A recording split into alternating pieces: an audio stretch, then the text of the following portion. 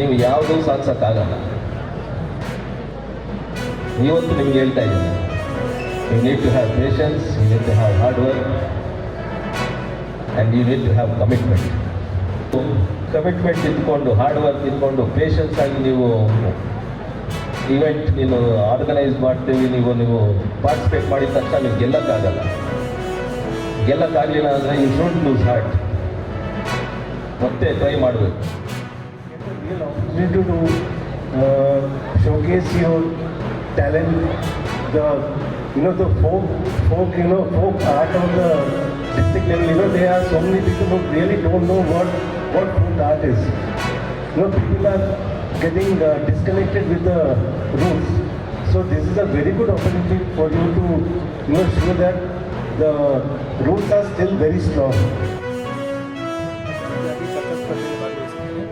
ಚರ್ಚಾ ಸ್ಪರ್ಧೆಯಿಂದ ಟಾಪಿಕ್ ವಿಷಯ ಏನಪ್ಪ ಅಂತಂದರೆ ತುರ್ತು ಪರಿಸ್ಥಿತಿಯ ಕಾಲ ಮತ್ತು ಭಾರತ ಸಂವಿಧಾನದ ಸಂರಕ್ಷಣೆ ಮೌಲ್ಯಗಳು ಮತ್ತು ಪ್ರಜಾಪ್ರಭುತ್ವದ ಸಂರಕ್ಷಣೆ. ಅಂದರೆ ಪ್ರಜಾಪ್ರಭುತ್ವದ ಮೌಲ್ಯಗಳು ಯುವಜನತೆಗೆ ಯಾವ ರೀತಿ ಅಡ್ಡಿಯಾಗ್ತಿರೋದಕ್ಕೆ ಮುಖ್ಯ ಕಾರಣಗಳೇನು, ಯುವಶಕ್ತಿ ಯಾವ ಕಡೆ ದಿಕ್ಕುಪಾಲಾಗ್ತಿದ್ದಾರೆ ಅನ್ನೋದು ಕೂಡ ನಮಗೆ ಒಂದು ಇಲ್ಲಿ ಉತ್ತರ ಸಿಗುತ್ತದೆ. ಅದಕ್ಕೋಸ್ಕರ ಯುವ ಜನೋತ್ಸವ ಕಾರ್ಯಕ್ರಮದಲ್ಲಿ ಎಲ್ಲರೂ ಯುವಗಳು ಬಂದು ಭಾಗವಹಿಸಬೇಕು ಅನ್ನೋ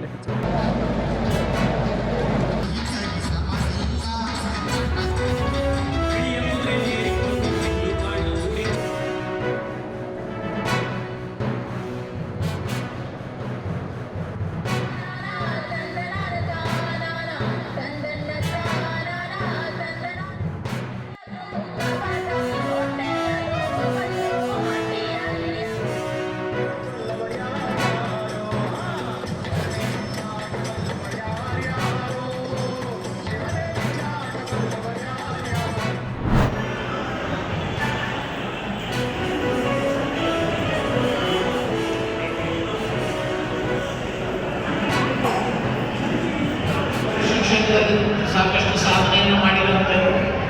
ಅವರು ಮಹಿಳೆಯ ಹೆಚ್ಚು ಹಾಗೂ